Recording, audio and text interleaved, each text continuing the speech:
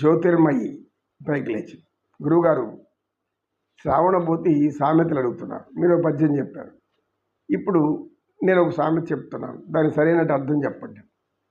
అడిగమ్మ తల్లి, సామెతలు నీతులు అని చెప్పాం కదా, అడుగు, ఏం పర్వాలేదు, నీకేం సామెత కావాలో అడుగు, నీ ఇష్టం.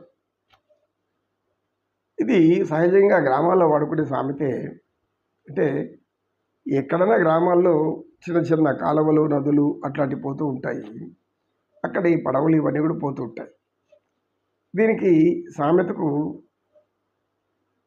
ఏరు దాటేంత వరకు ఓడ మల్లన్న, ఏరు దాటిన తర్వాత బోడి మల్లన్న అని అంటారు. ఎందుకు? ఏరు దాటేంత వరకు ఓడ మల్లన్న, దాటిన తర్వాత బోడి మల్లన్న. అంటే తల్లి, ఇది ఏం తెలియదేం కాదు, అందరికీ తెలిసింది. దీని గురించి అందరూ అర్థం చేసుకునేటువంటి జ్ఞానం ఉంది. ప్రతి మనిషి ఒక అవసరం ఉంటుంది, ఎన్నో అవసరాలు ఉంటుంది. అవసరాలు ఉన్నప్పుడు అక్కడికి వెళ్ళి అవసరమైనప్పుడు ఏం చేస్తారు మనుషులు? అతి దీనంగా, అతి బాధతో, నాకు ఈ కష్టం వచ్చింది, సహాయం చేయని అడుక్కుంటారు. అప్పుడు దయాద్రులైనటువంటి మిత్రులు కావచ్చు, బంధువులు కావచ్చు,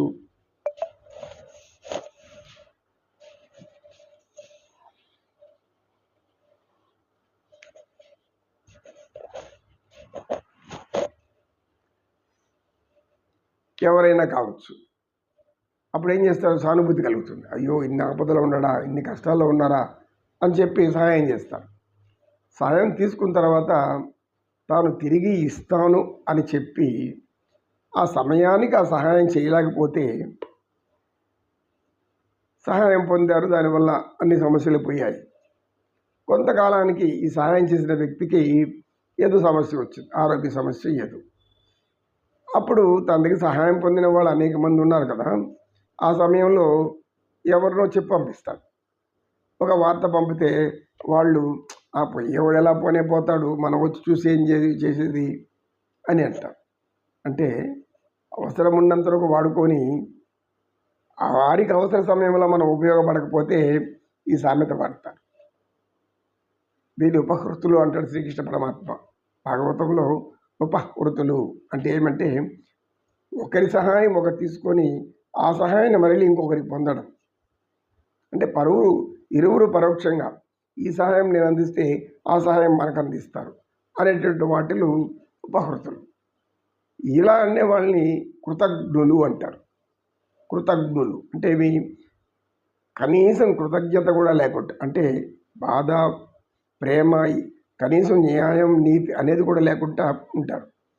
ఒక ఓడ నడిపే వ్యక్తి నిత్యం గోదావరి నది నుంచి అనేక మందిని ఇటువైపు తీసుకొచ్చి వదిలిపెట్టి మళ్ళీ అటువైపు వెళ్తూ ఉంటాడు.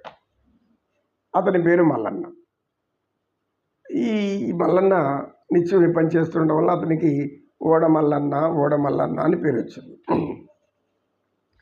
ఒకరోజు బాగా చీకటి పడిపోయింది. ఆయన భోంచేసి ఓడను, తన యొక్క పడవను అక్కడ నదీ తీరంలో కట్టేసేసి ఆయన విశ్రాంతి తీసుకుంటున్నాడు పడవలో. అప్పుడు అత్యవసరంగా ఒక వ్యక్తి పరిగెత్తుకుంటూ వచ్చాడు. అయ్యా, నేను అవతలికి వెళ్ళాలి, అక్కడ మా వాళ్ళకి ఏదో అత్యవసర పరిస్థితి అన్నాడు. పాపం ఆయన నిద్రను కూడా వదులుకొని, అయ్యా ఆపద అంటున్నాడు కదా, రండి అన్నాడు. ఇక కూర్చున్న తర్వాత ఈయన కొంచెం వేగంగా నడిపాడు. అవతల కంటే త్వరలో చేర్చేస్తాడు. త్వరగా చేరిపోయారు, ఇక నాకు ఇచ్చేది ఇస్తా ఉంటే అవసరానికి ఆదుకున్నావు, నీకు నేనే ఇవ్వాలి, నువ్వు ఓడ మల్లన్నవి, ఇప్పుడు నాకు అవసరం లేదు, నీకు అవసరం వచ్చి నీ పక్కి ఓరా బోడి మల్లన్న అన్నాడు. అంటే ఈ విధంగా మనుషులు ఉంటారు, అందరూ ఉండరు. 80%, 75% మంది ఇలా ప్రవర్తిస్తూ ఉంటారు. అవసరం తీరాక అక్క మొగుడు కుక్క, అవసరం ఉన్నంత అక్క మొగుడు బావ, అవసరం తీరితే అక్క మొగుడు కుక్క. ఇలాంటి సామెతలు ఇలాంటి వాటి గురించి పుట్టాయి. ఎందుకు? కృతజ్ఞత లేకుండా కృతజ్ఞత కలిగి ఉండడం వల్ల. నమో కృష్ణ. కృష్ణం వందే జగద్గురుం, శ్రీకృష్ణం వందే జగద్గురుం.